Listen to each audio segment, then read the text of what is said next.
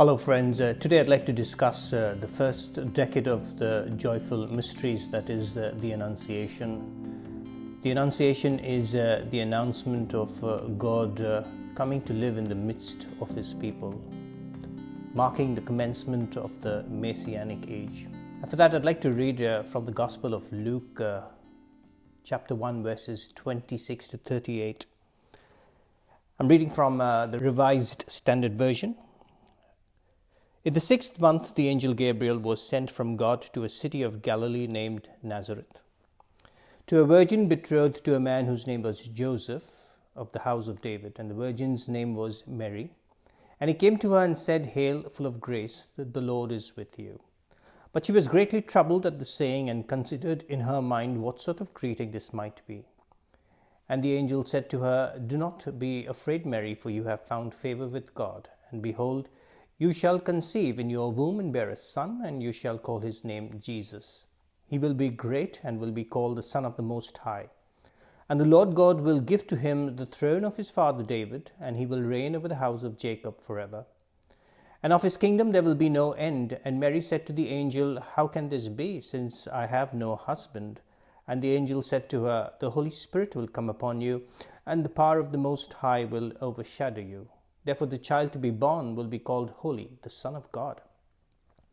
And behold, your kinswoman Elizabeth in her old age has also conceived a son, and this is the 6th month with her, who was called barren.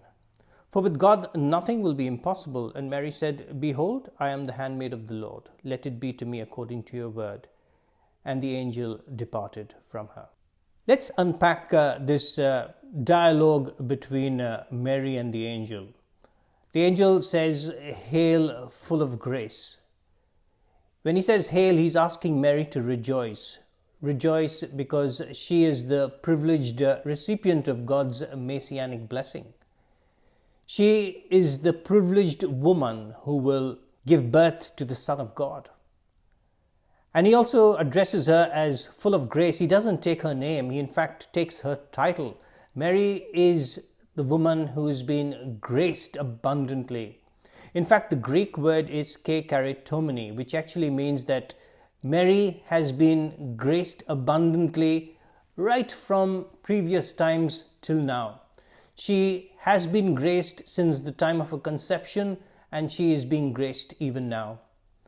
So, filled with abundance of grace, Mary is the right and most privileged recipient who can and will be the mother of the Messiah, the mother of the Savior of the world. Mary is graced abundantly. That means she's endowed with this special gift. She's the exalted one. She is so exalted that the inclination to even sin is not in her. She is completely preserved from all semblance of sin, and the inclination to sin that we all have as humans is something that she does not possess at all. We received the Holy Spirit, this grace, at baptism. Mary received it at her conception, and that is why she is the Immaculate Conception. The angel goes on to say that the son who will be born to her will be called Jesus, and Jesus means God saves. And we know what happened and how God saved us and brought us salvation. The angel also says that Jesus will be the person, the great one who will reign over the house of Jacob forever. Let's talk about this house of Jacob. In the Old Testament, you know that the 12 tribes of Israel had formed the nation of Israel. They got divided into the 10 northern tribes and the 2 southern tribes.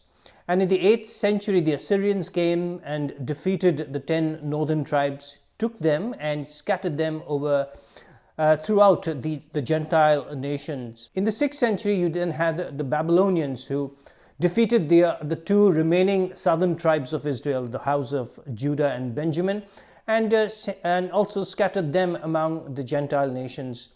So the angel says that Jesus, who will be a descendant of the Davidic line, who will once again bring back that Davidic kingdom, the kingdom of Israel, bring back the 12 tribes of Israel, and rule over this kingdom forever.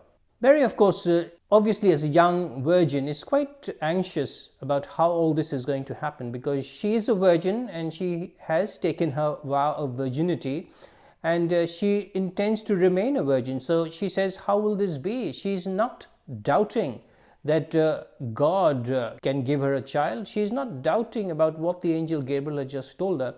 She is more concerned about her virginity, because this is something that she intends to keep even after marriage. The angel then tells her that the Holy Spirit will come upon her, and the glory of the Most High will overshadow her. When he talks about the glory of the Most High overshadowing her, it takes us back to the Old Testament, where you had the glory cloud, which was in Hebrew called Shekinah. This glory cloud always came over the tabernacle to show God's presence among his people. So this is the same Shekinah, this is the same glory cloud that the angel Gabriel says will overshadow Mary, and she will conceive with child. Once the angel tells Mary that she will be overshadowed by the glory cloud of God and she will conceive, Mary has no more doubts. Mary then says, let it be to me according to your will. She's not passively accepting what the angel has told her. This is her sheer desire to be a part of God's wish, to be a part of God's will in her life. She wants to be a part of God's plan to bring salvation to all of us.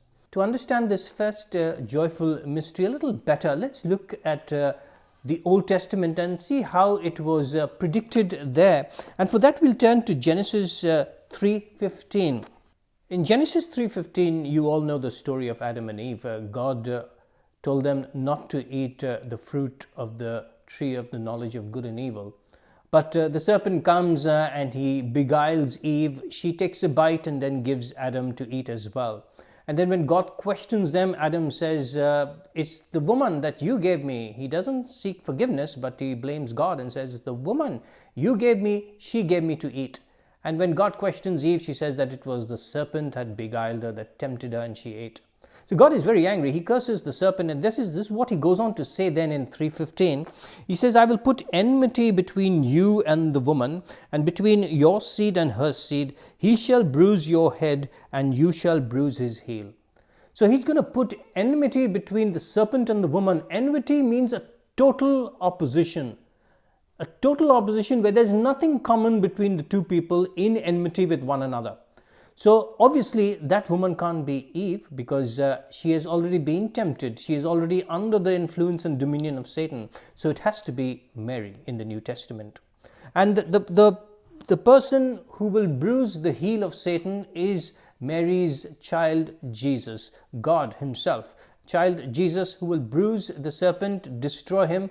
And we know how all this pans out when Jesus actually dies on the cross to bring us salvation. I'd also like to take you to another prediction that was made in the book of Isaiah. And in the book of Isaiah, let's look at chapter 7, verse 14.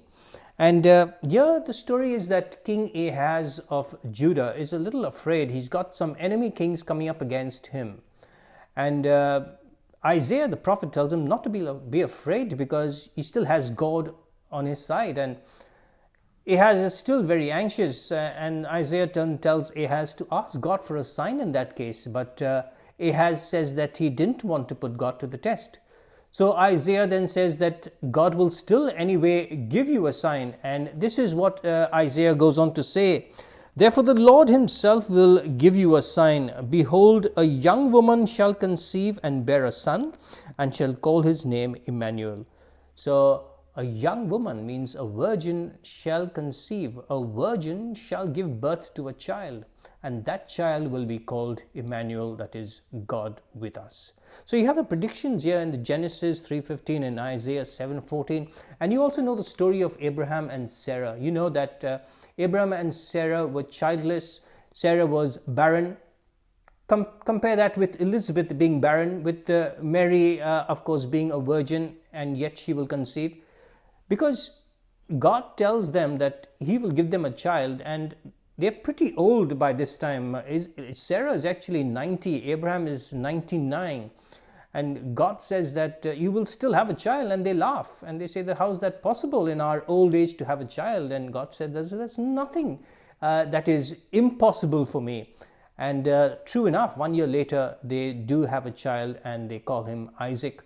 So nothing is impossible for God, my friends. In fact, this is what we see even with Elizabeth, who is barren and yet she conceives in her old age. Mary, who is a virgin and yet she will conceive and have the Son of God. So this is the relationship that we have between the first decade of the Rosary, the joyful mystery, the Annunciation, and its connection with the Old Testament. And this is, my friends, I hope it helps in some way of pondering, of meditating and reflecting on all this information while we say that first decade of the Rosary. Thank you so much for listening to me, and we'll talk about the next decade in my next video. Thank you, friends.